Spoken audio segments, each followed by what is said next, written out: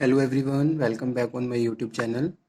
Indian economy में आज के लेक्चर में हम लोग डिस्कस करेंगे service sector in India. Okay, last lecture में जो टॉपिक डिस्कस किया था वो था small scale industry and service sector से रिलेटेड, जिसमें हमने बात की थी government initiatives for the promotion and development of small scale industries. Okay, तो वो टॉपिक हमारा क्लियर हो चुका है। अगर आपको उस टॉपिक में कोई डाउट हो, कोई क्वेरी हो, तो आप दोबारा से डिस्कशन कर सकते हो। ठीक है, आप मुझे कन्वे कर दीजिए जो भी डाउट आपका हो। ठीक है, so now come to today's topic, that is service sector in India. आज के लेक्चर में डिस्कशन करेंगे क्या सर्विस सेक्टर का रोल है ऑन इंडियन इकोनॉमी, किस तरीके से ये इंडियन इकोनॉमी और जीडीपी में कंट्रीब्यूशन करता है। ठीक है, तो ये समझेंगे हम आज के सेशन में।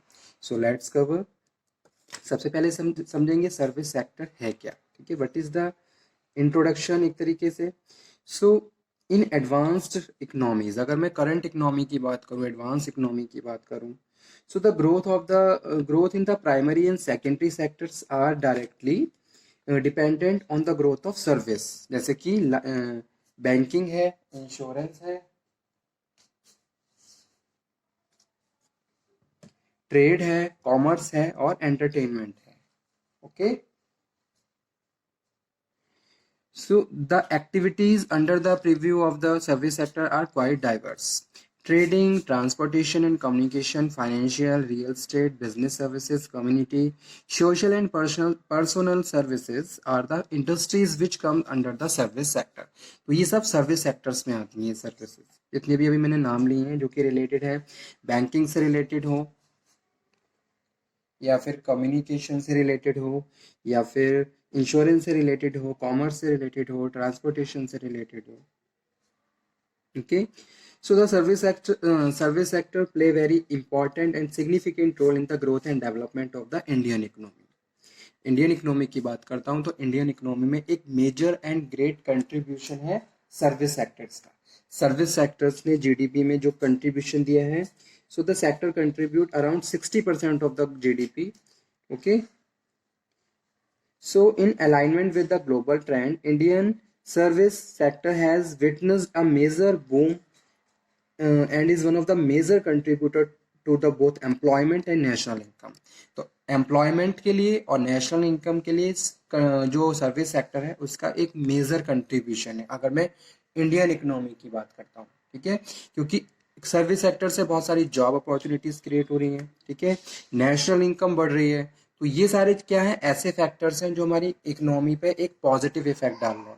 इससे हमारी इकोनॉमी और ज़्यादा बूम अप हो रही है और ज़्यादा बूस्टअप हो रही है। ठीक है, तो वही चीज़ यहाँ पे हम डिस्कस कर रहे हैं। So, the Indian service industry has emerged as one of the largest and fastest growing sector of the global level, with the time making substantial and significant contribution toward the global output and the employment. Okay. India क्या है, India एक second largest populated country है। तो ऐसे में India major problem जो है वो क्या है, अनएम्प्लॉयमेंट की है।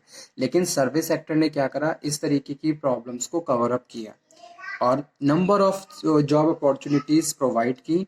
इससे हमारी कंपनी की, कंट्री की जो इकोनॉमिक कंडीशन है वो और इम्प्रूव हुई।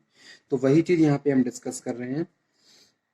Indian service segment comprise a wide range of activities, जैसे कि ट्रेडिंग है, ट्रांसपोर्टेशन है, कम्युनिकेशन है, financial, business services, social and personal services. ठीक है, so major industries in service sector in India, कौन कौन सी मेजर इंडस्ट्रीज हैं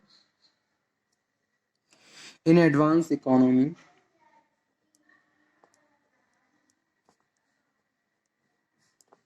The growth in primary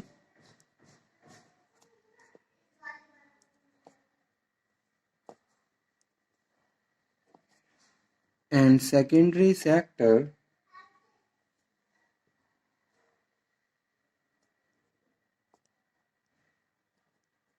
are directly dependent on growth of services like banking, insurance, trade, commerce, entertainment etcetera. ठीक है, now major industries in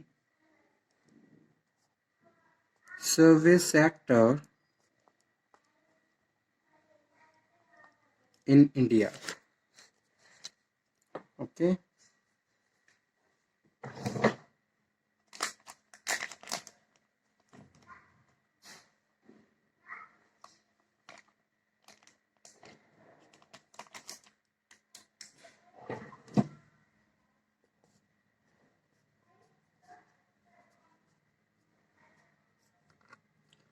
So by the time the Indian economy has moved from the agriculture based economy to a knowledge based economy.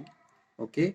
अगर मैं past time की बात करूं और वैसे भी अगर मैं करंट में भी बात कर रहा हूं, तो जो इंडिया की जो इकोनॉमी है वो एग्रो बेस्ड इकोनॉमी है। जैसे कि हमें पता ही है मैक्सिमम पॉपुलेशन क्या है, एग्रीकल्चर पे डिपेंड करती है। ठीक है, so now days economy today the IT industry and the ITES industry are the leading industry in the service sector. अगर मैं सर्विस सेक्टर की बात कर रहा हूँ तो जो IT इंडस्ट्रीज है इनका मेजर कंट्रीब्यूशंस है। ठीक है, media and entertainment has also seen greater impact growth in the past few years. So after liberalization and the information technology industry has achieved phenomenal growth. ठीक है, जैसे कि लिबरलाइजेशन हुआ और आईटी इंफ्रास्ट्रक्चर यानी कि information and communication technology infrastructure strong हुआ, तो उसका एक पॉजिटिव इम्पैक्ट पड़ा हमारी इकोनॉमी पे। ठीक है, और सर्विस सेक्टर्स और ज़्यादा इम्प्रूव हुए। So the India industries has perform exceedingly well amidst of global competitions. Okay, तो सबसे पहला जो फर्स्ट सर्विस सेक्टर है वो है ITES सेक्टर, ITES सेक्टर। ठीक है, सो ITES sector has adopted the global change in India positively that help it to emerge one of the prominent industry in the India. Okay, IT and ITES industries in India has today become a growth engine of the economy. तो ये आज के समय क्या है, growth engine की तरह काम कर रहे हैं। जैसे जैसे कि एक इंजन क्या होता है, पूरी ट्रेन को खींच के ले जाता है, इसी तरीके से आईटी और जितनी भी ये सर्विसेज सेक्टर्स हैं इंडियन इकोनॉमी में मेजर रोल प्ले कर रहे हैं। ठीक है, and contributing substantially to increase the GDP. तो इससे क्या हो रहा है, जीडीपी बढ़ रहा है, अर्बन एम्प्लॉयमेंट, एक्सपोर्ट बढ़ रहा है to achieve the vision of the powerful and self reliant country. Indian firms और ज़्यादा इंप्रूव हो रही हैं, न्यू टेक्नोलॉजी को अडॉप्ट करके हम अपने मॉडर्नाइजेशंस कर रहे हैं, अर्बनाइजेशंस को फॉलो किया जा रहा है। ठीक है, so the Indian manufacturing sector has the highest IT spending follow by the automotive, chemicals and consumer product industries. Okay, so some of the services covered by the ITS industry जैसे कि है customer interaction service, back office, revenue accounting, data entry, data conversion, HR services, medical content development, animations, remote education, market research. ठीक है, second जो है वो है retail services, retail sector. Prior to the liberalization, India had one of the most underdeveloped retailer sector in the world. ठीक है, but the scenario changed after the liberalization. A dramatic change in the retail sector was often to the liberalizations. ठीक है, तो एक बहुत ज़्यादा major changes देखने को मिले लिबरलाइजेशंस के बाद। जैसे कि लिबरलाइजेशन का कॉन्सेप्ट एक्सेप्ट किया, तो उसमें उसके बाद जो रिजल्ट आए वो बहुत ज़्यादा सीमफुल थे, बहुत ज़्यादा objectively थे। Organized retailing with the prominence on the self-service and the chain store of the change in the dynamic retailing. In the most of the tier, first and second cities, supermarket chain mushroomed, catering to the need to a vibrant middle class. ठीक है, तो इस तरीके के changes आए retail sectors के through.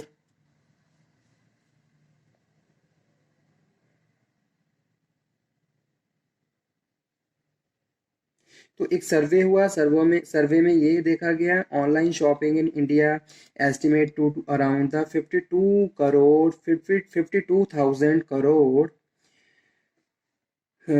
US $8.18 billion is expanding at every fast pace.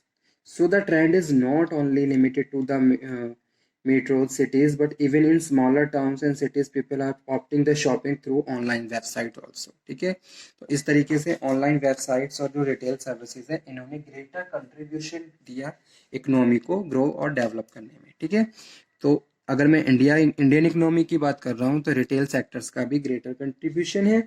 ठीक है, उसके बाद है एविएशन सेक्टर. ठीक, the aviation sector is a key catalyst of the Indian economy, economic growth, social development and tourism. It facilitates important role in the connectivity and across to the international markets. किस तरीके से connectivity maintain की जाए. Air transport currently support 56.6 million jobs in India and they contribute around trillion of the global gross domestic product GDP, US dollar 2.2 trillion. ठीक है, ये change हो चुका है, थोड़ा इसको आप टैली कर लीजिए. तो इस तरीके से एविएशन सेक्टर्स का भी ग्रेटर कंट्रीब्यूशन है. फाइनेंशियल सर्विसेज और बैंकिंग सेक्टर्स ने भी अपना ग्रेटर कंट्रीब्यूशन दिया है इंडियन इकोनॉमी को ग्रो करने में, डेवलप करने में. Financial and banking, insurance. Okay, so prior to the liberalization these two sectors were controlled and regulated by the government. So nationalized banks and the insurance companies had a firm grip over the market. After liberalization the banking and insurance domain opened up the private participations. ठीक है, that is also very important thing for the economy of the country. अगर मैं detail में जाऊं तो ये topic बहुत ज़्यादा लेंथी हो जाएगा, बैंकिंग और फाइनेंशियल सेक्टर, इंश्योरेंस सेक्टर्स का. ठीक है, उसके बाद नेक्स्ट है टेलीकॉम सेक्टर. जैसा कि हमें पता ही है, as we know prior we have discussed about it. According to the study India has recorded 55.48 crore mobile users. ये कुछ पास्ट का डेटा है. ठीक है, so India mobile landscape in 2013, ये 2013 की बात कर रहा हूँ मैं. तो अभी करंट के हिसाब से इसको आप थोड़ा टैली कर लीजिए. लेकिन जो मेन जो ऑब्जेक्टिव है वो यही बताना है कि भाई जो टेलीकॉम सेक्टर है इसने भी क्या है इंडियन सर्विस सेक्टर्स में ग्रेटर कंट्रीब्यूशन दिया. उसके बाद नेक्स्ट नंबर पे है हेल्थ सेक्टर. तो ये सारे इंपॉर्टेंट सर्विस सेक्टर्स हैं जो इंडियन इकोनॉमी को एक फास्ट पेस की तरह आगे ले जा रहे हैं. ठीक है, so okay student, thank you very much. आज हमारा ये टॉपिक फिनिश हो गया है, small scale industry and service sector in India. अब पूरे टॉपिक में आप एक बार दोबारा से लेक्चर अटेंड करिए, पढ़िए, और कोई भी डाउट हो तो दोबारा से डिस्कशन कर सकते हो. ठीक है, नेक्स्ट लेक्चर में हम फिर से मिलेंगे, बात करेंगे इंडियन इकोनॉमी के एक नए टॉपिक पे. तब तक आप ये पढ़िए. Stay healthy, stay motivated. Thank you very much.